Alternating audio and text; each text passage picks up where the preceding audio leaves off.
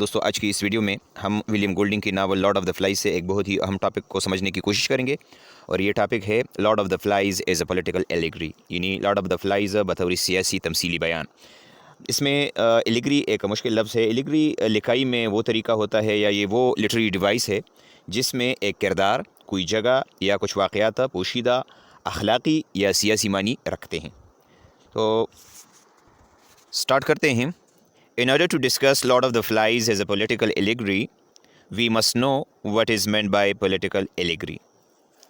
ٹھیک ہے، اس میں کوئی مشکل لفظ نہیں ہے میرے خیال میں۔ A political allegory is a story or painting that on the surface tells one tale but has a hidden political meaning underneath. یعنی پولیٹیکل ایلیگری وہ کہانی ہوتی ہے جو سطحی طور پر تو ایک قصہ بتاتی ہے، لیکن اس کے ساتھ ساتھ اس کے اندر ایک سیاسی معنی بھی چلتی رہتی ہے۔ تو اس قسم کی کہانی کو ہم کہتے ہیں پولیٹیکل ایلیگری۔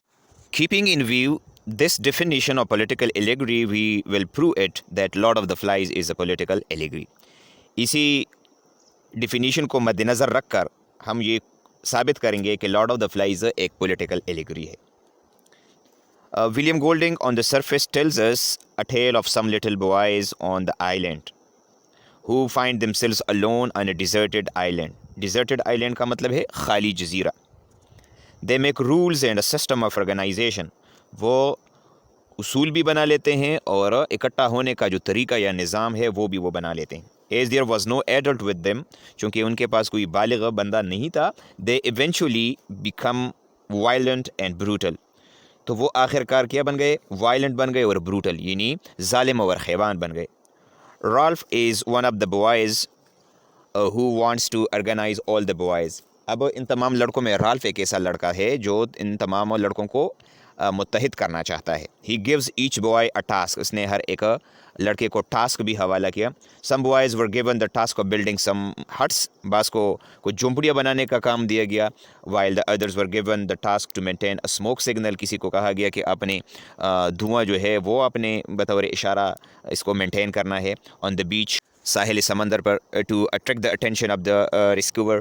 تاکہ جو ان کو بچانے والے ہیں اس کی توجہ اس طرف مرکوز کیا جائے یا کھینچ لیا جائے۔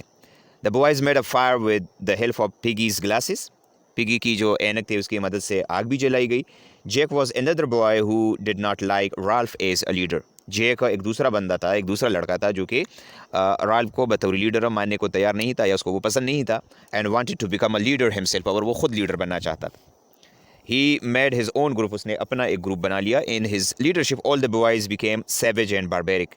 اس کی لیڈرشپ میں یا اس کی رہنمائی میں تمام لڑکے جنگلی اور وحشی بن گئے۔ savage جنگلی اور barbaric کے معنی ہے وحشی۔ In the last, Jake wanted to kill Ralph, and he and his group decided to put the whole forest on fire in order to kill Ralph, who had hidden himself in the forest. آخر میں وہ اور اس کے group والے یہ فیصلہ کر لیتے ہیں کہ رالف کو جو ہے وہ قتل کر دیا جائے جس نے اپنے آپ کو اس جنگل میں چھپایا ہوا تھا۔ The fire started to burn the forest. جب اس نے آگ لگائی تو پورا وہ جو جنگل تھا وہ جل گیا۔ At last the forest fire attracted the attention of a ship, and all the boys were rescued. اور آخر کار اس جنگل کی آگ نے شپ کے توجہ اپنی طرف کھینچی اور وہ آگے اور تمام بچوں کو بچایا۔ It was the surface story, یہ وہ کہانی تھی جو کہ سطحی طور پر چل رہی تھی۔ William Golding wrote this novel when England was coming out of world war 2۔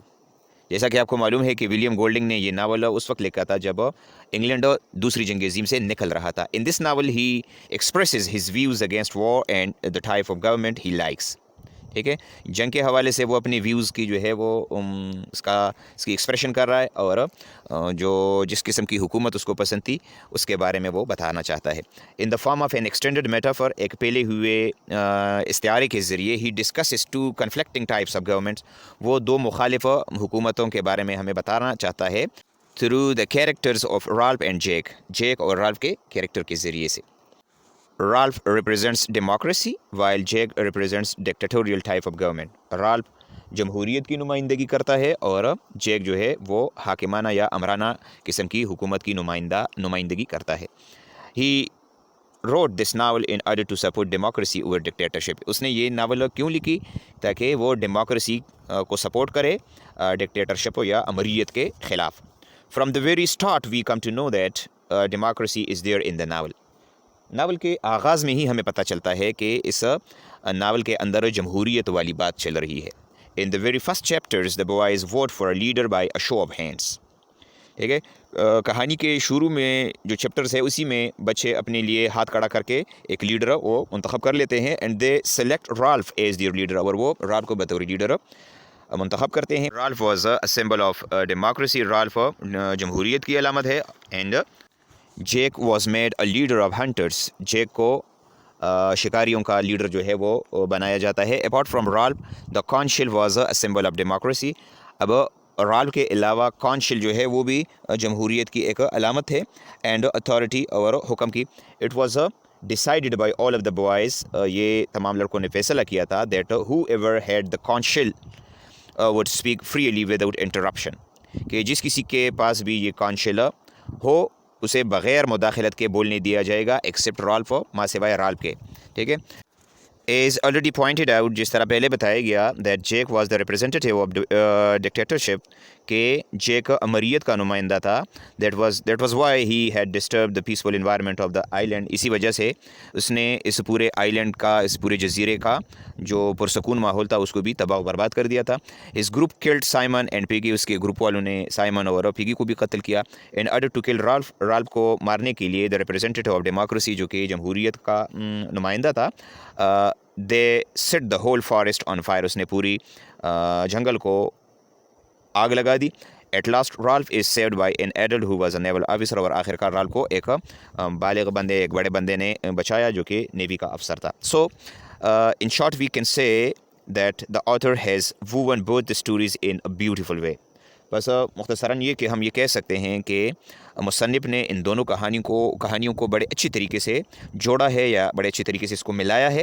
We can call lord of the flies as a political allegory, ہم لارڈ آف دا فلائز کو پولیٹیکل ایلیگری کے طور پر مان لیتے ہیں، بیکاز کیونکہ in it William Golding has presented his political ideas in an interesting and beautiful way, کیونکہ اس کے اندر ولیم گولڈنگ نے اپنے سیاسی خیالات یا نظریات کو بڑے دلچسپ اور خوبصورت طریقے سے بیان کیا ہے. تو دوستو یہ تھا آج کا ہمارا ٹاپک. امید ہے آپ کو اس کی سمجھ آ گئی ہوگی. کسی بھی جگہ پر آپ کا کوئی سوال ہو تو آپ کمنٹ میں پوچھ سکتے ہیں. Thank you for watching. اللہ حافظ.